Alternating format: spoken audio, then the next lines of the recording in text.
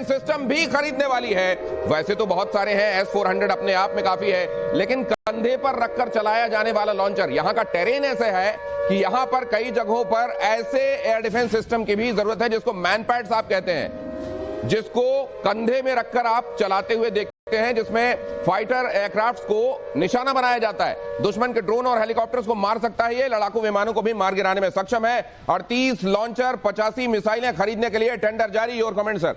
बिल्कुल, ये very short range air defense system है जिसे शोल्डर पे लेके फायर किया जाता है साइड पे लाने के लिए। और इसमें एक बड़ी अच्छी खूबी है, ना केवल दिन में इन्होंने इंफ्रारेड सिस्टम लिया है कि रात में भी हम इसके ऊपर से हमला कर सके दुश्मन का, अगर कोई जहाज आ जाए। ये टर्मिनल डिफेंस है। वैसे तो हमारे इतने अच्छे अच्छे एयर डिफेंस सिस्टम है जो लॉन्ग रेंज पे ही ले लेंगे, लेकिन अगर कोई भी दुश्मन का जहाज पेनिट्रेट करके फिर भी यहां तक पहुंच जाता है और वाइटल एरिया या वल्नरेबल एरिया के ऊपर आ जाता है, तब भी उसको टैकल किया जा सकता है। S-400 को जाहिर है एक बल की मशीन है पूरी की पूरी, और उसको एक जगह से दूसरी जगह ले जाना, इंस्टॉल करना और उसको फिर ऑपरेट करना। और ये जो आपके मैन पैड्स हैं, जिसको शायद आप man portable air defense system, वो जो है जाहिर है वो उतनी दूरी तक मार नहीं कर सकते, वो जैसा आपने बताया वो शॉर्ट डिफेंस के लिए हैं, लेकिन ये कितने कारगर हैं, इसकी मनूवरिंग कितनी आसान है? जी देखिए, अगर जो कारगिल वॉर का अगर हम देखें तो हमारे जो एक आधा जहाज भी शूट डाउन हुआ था, वो ऐसे ही shoulder fired air defense system के साथ हुआ था। तो इनकी यहां पे आ जाएं आप, इसको मैं प्ले कर रहा हूं। ये जो है ये कंधे पर रखकर चलाया जाने वाला ये खास, जिसको इग्ला एस भी कहते हैं, जो शायद रशिया से आता है, अलग अलग जगहों पे अलग अलग नामों से इसको जाना जाता है। इसको प्लीज, इसको ये जिसकी बात हम कर रहे हैं, ये देखिए इग्ला एस है, पहले इग्ला एम होता था, इग्ला एस है। ये भी short range air defense system है। शोल्डर के ऊपर रखते हैं, ट्रैक करते हैं, इधर से जहाज जहां दिख रहा है और उसका इनिशियल इनपुट जो रेडार से आता है उधर से हम ट्रैक करते हैं, और उसके ट्रैक जब वो लॉक ऑन हो जाता है यहां से, उसके बाद छोड़ देते हैं। ये फायर एंड फॉरगेट है। यहां से 5 से लेके 6-7 किलोमीटर तक ये इफेक्टिव रहता है और जहाज को शूट डाउन कर देते हैं। फायर एंड फॉरगेट क्यों कहते हैं इसको? क्या इसमें ऐसे सेंसर्स होते हैं इसमें भी जो उस गर्मी का पीछा करते हैं फाइटर जेट के? बिल्कुल, इसमें इलेक्ट्रो ऑप्टिकल तो यहीं से होता है, पर उसके बाद इंफ्रारेड सिस्टम भी होते हैं जो हीट सिग्नेचर ले लेते हैं जहाजों का या ड्रोन्स का या फिर हेलीकॉप्टर्स का। जी, तो ये इस तरीके की घातक मशीनरी इंडिया के पास है। हालांकि ये पाकिस्तान भी जानता है कि कन्वेंशनल वॉरफेयर पर अगर बात आई तो मुझको इतना पड़ेगा कि मैं झेल नहीं पाऊंगा, पहले भी कहां झेल पाया हूं। और इसीलिए इससे पहले कि कन्वेंशनल वॉरफेयर पर इंडिया आए, उसको एटॉमिक की बात कर दो। और इसीलिए रशिया में पाकिस्तान की जो दूत है, उन्होंने एक बार फिर से एटॉमिक की ये शायद ये बीते दिनों रशिया यूक्रेन के मामले में इतनी बार दोनों तरफ से एटॉमिक, मैड ये सब कहा गया है कि लगता है इनको भी लगता है कि हम भी क्यों थोड़ी जुबान ना चला ले। और डेफिनेटली इसके पीछे का सिंपल रीजन ये है कि दुनिया को ये दिखाकर डराना चाहते हैं और दुनिया को कहना चाहते हैं कि भारत पे प्रेशर डालो ताकि भारत कोई सख्त एक्शन ना ले।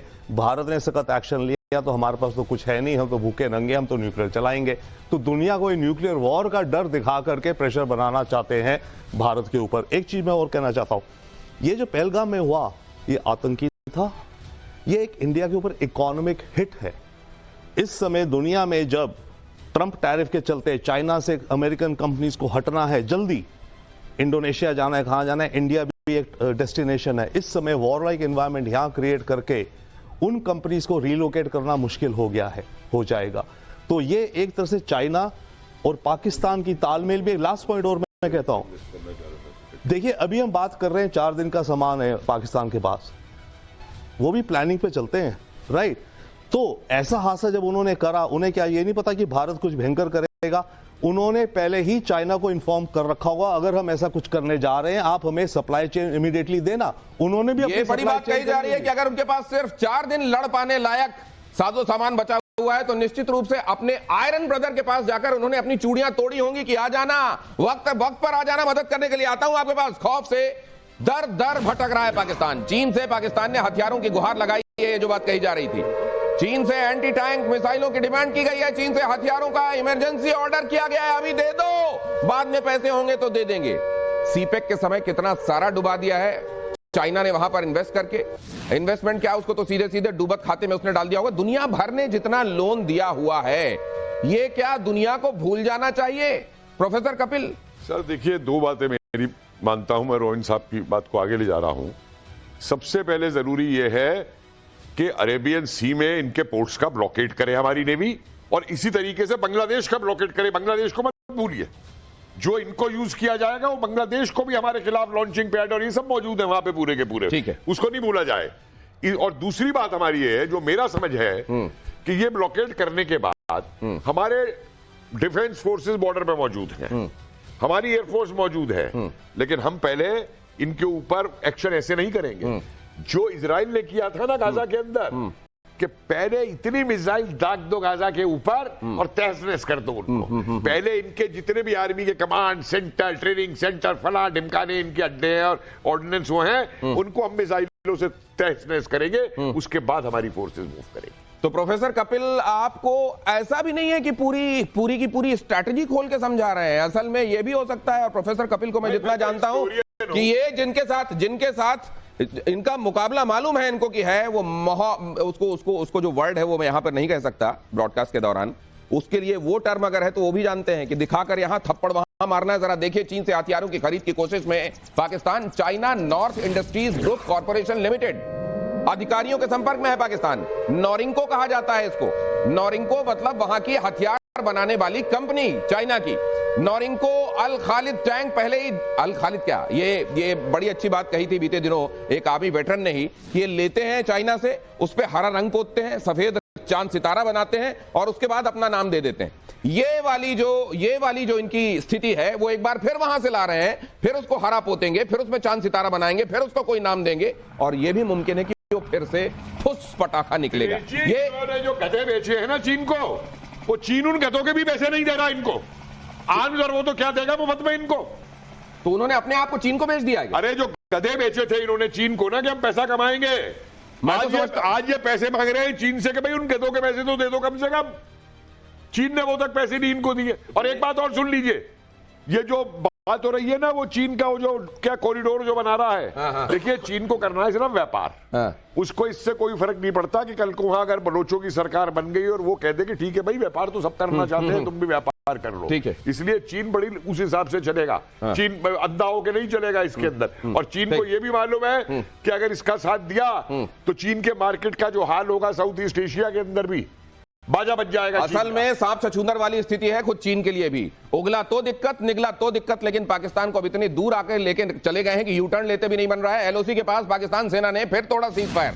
लगातार 10वें दिन पाकिस्तान ने तोड़ा सीज फायर। भारतीय सेना ने पाकिस्तान को दिया मुंहतोड़ जवाब। पाकिस्तान सेना को जबरदस्त नुकसान की खबर। पीओके में पाकिस्तान की कई चौकियां हुई तबाह। एक तरफ सीज फायर वायलेट करते हैं और यह भी आप जानते हैं कि उन्होंने कई जगहों पर अपनी पोस्ट खाली कर दी है, अपना झंडा उखाड़ा लेकर चले गए और यहां तक कि जो बंकर बनाए थे उससे लोहा चुरा चुरा कर ले गए और वहां अपने कबाड़ियों को बेच दिया। मैं ये भी जानना चाहता हूं सर, ये जो हाल है पाकिस्तान का, चाइना ने इसके पहले 65 में, 71 में क्या किया है, 99 के दौरान क्या किया है, और ट्रेंड क्या दिखाता है कि पाकिस्तान कितनी दूर तक इसको सपोर्ट करे? देखिए, मोस्ट इक्विपमेंट जो है 65 to 70% इक्विपमेंट जो इनके पास है, पाकिस्तान के पास है, वो चीन से आती है। चाहे वो टैंक्स है, फाइटर जहाज है या फिर शिप्स हैं, लेकिन जो भी उसकी मेंटेनेंस है, स्पेयर पार्ट्स है, सभी कुछ चाइना से आते हैं। एक बड़ी इंपॉर्टेंट चीज अभी इन्होंने कही थी कि जो सीपैक प्रोजेक्ट है, जो 26.6 बिलियन डॉलर्स का लोन है पाकिस्तान के ऊपर, 2 बिलियन डॉलर्स उनको पे करने थे मार्च 2025 के अंदर और वो नहीं कर पाए, तो उसको रोल कर दिया जा रहा है।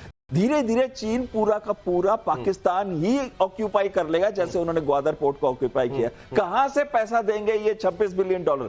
1.3 बिलियन डॉलर ये मांग रहे हैं आईएमएफ से। चीन से और मांग रहे हैं 1.4 बिलियन डॉलर। ये पैसा ले रहे हैं लोन पे, ताकि लोन को रिटर्न कर सके, उसके इंटरेस्ट को रिटर्न कर सके और उस पर कोई डेवलपमेंट एक्टिविटी। अभी तो ये मोदी जी पे कटोरा लेके मांगने आएंगे, देखना आप कि वो व्यापार वापस चालू कराओ। अरे नहीं, व्यापारी एक्सपोर्ट इंपोर्ट वापस चालू कराओ। बड़ा कटोरा लाएंगे मोदी जी भीख दे दो, बचा लो हमको। इतना बड़ा कटोरा लेके आए। तो बाकी जगहों से अब नहीं मिलनी क्या? ना, कहां मिल रही है? क्यों आईएमएफ और इनको जाके फिर से हाथ नहीं पसारेंगे क्या? एफएटीएफ की ग्रे लिस्ट में चले जाएंगे क्या? क्या होने वाला है मॉनेटरी इश्यूज पे? क्या वर्ल्ड अब ये ओपिनियन बना चुका, अब इनको और भीख नहीं देंगे? नहीं, वर्ल्ड पूरा नहीं बना चुका। आईएमएफ देता रहेगा, चेक करेगा, कुछ पर देगा। एफएटीएफ की जहां तक बात है, एफएटीएफ इफेक्टिव रहता है, पर एफएटीएफ तो केवल होता है मनी लॉन्ड्रिंग को ट्रैक करने के लिए। नहीं सर, मैं ये जानना चाहता हूं कि क्यों अब इसको भीख मिलनी बंद होगी? क्या हिंदुस्तान भी इसके लिए कोशिश कर रहा है? क्या हिंदुस्तान की तरफ से जरूरी लॉबिंग या प्रेशर या डिप्लोमेटिक एफर्ट्स हो रहे हैं कि अब इसको और भीख ना मिले? डेफिनेटली हो रहे हैं। सवाल मैं आपसे और पूछना चाहता हूं। हाँ जी सर, आपने लॉन्ड्रिंग की बात की। हाँ। मुझे हाँ, एक वो बात तो terror नहीं, मुझे एक बात बताइए, या आईएमएफ कभी इनसे ये नहीं पूछता कि जितने बिलियन डॉलर हम तुम्हें लोन देते हैं वो खर्च कहां होता है? 90% ऑफ दैट जो है ये गजवा हिंद वाले जिहादी पैदा सर, करने के लिए F-16 खर्च को लेकर करते उसने हैं। पूछा कि तुमको काहे के लिए दिया था और तुमने इस्तेमाल काहे के लिए किया? हाँ। वो नहीं पूछते। सर, जरा IMF क्यों नहीं देखिए, पूछता है? एनआईए ने आतंकी हमले की जांच के दायरे को बढ़ाया और ज्यादा। चिनाब और पीर पंजाल रेंज तक होगा सर्च ऑपरेशन। जांच में पुंछ और राजौरी के इलाके को भी किया गया शामिल। सोर्सेस के मुताबिक भागने का रूट प्लान तैयार करके आए थे आतंकी। एक बात आपको मैं और बता दूं, ये क्रेडिबिलिटी है पाकिस्तानियों की कि अगर ये जाते हैं और मान लीजिए मिडिल ईस्ट में कहीं बिजनेस कर रहे हैं या मान लीजिए यूरोप की किसी कंट्री में है, तो वो जानते हैं कि हम दिखते वैसे ही जैसे हिंदुस्तान के लोग दिखते हैं, तो अपने आप को हिंदुस्तानी बताते हैं। और यहाँ पे सर ये जो हाँ इंडियन बताते हैं, बिल्कुल वही मैं कह रहा हूं। सर मैं ये जानना चाह रहा हूं कि क्या